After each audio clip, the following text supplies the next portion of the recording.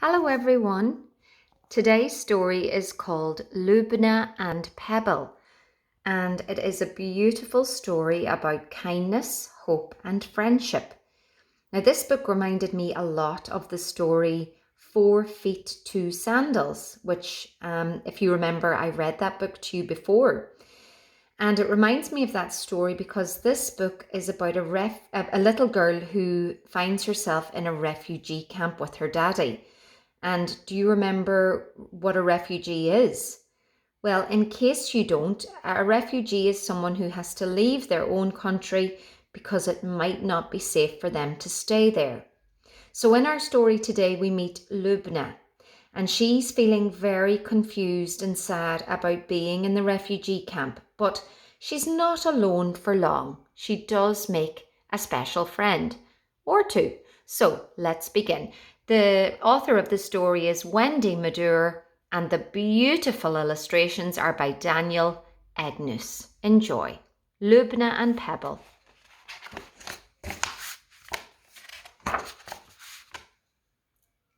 Lubna's best friend was a pebble.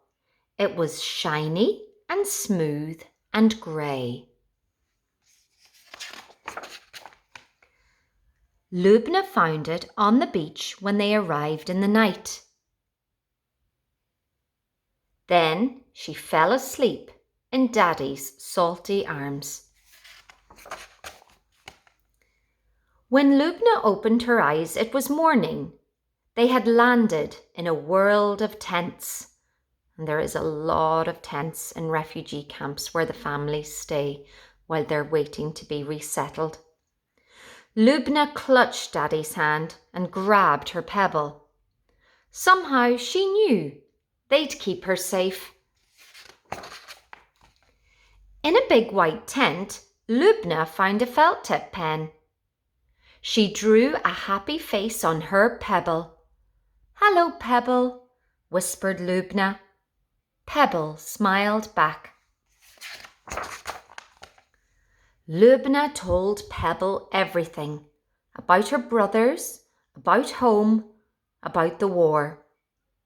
Pebble always listened to her stories. Pebble always smiled when she felt scared. "I love you, Pebble," sighed Lubna.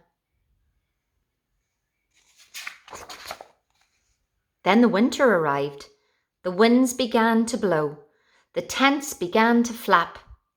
Daddy said, "Come close. I'll keep you warm."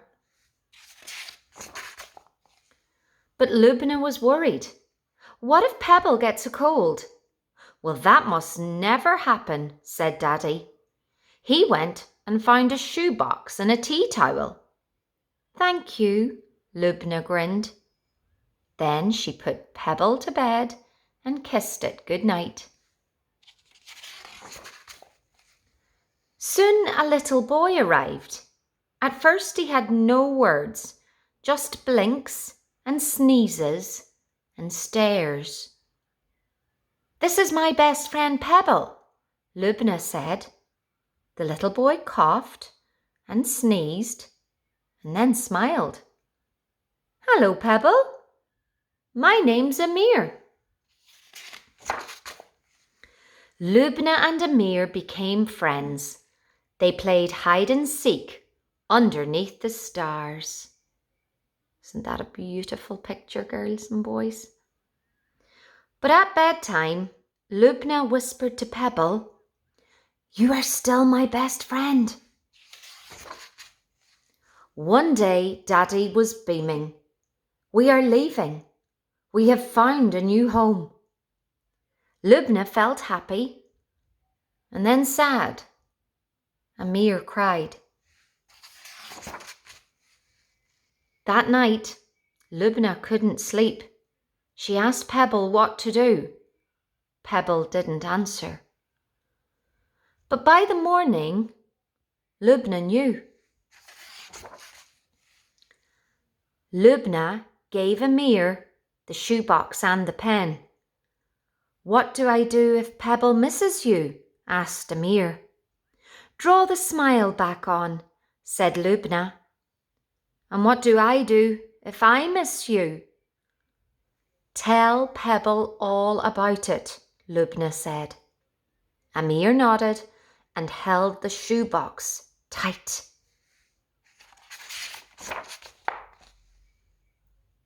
"Goodbye, Pebble," Lubna whispered.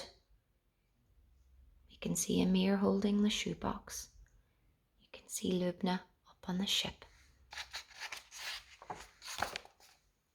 "Hello, Pebble," Amir said. So, a very short story, but a very powerful story about kindness, hope, and friendship. And even though Lubna had to leave her good friend Amir, she found a way to give him something special, to keep him company, and would always remind him of Lubna as well. I hope that you enjoyed this story. Bye.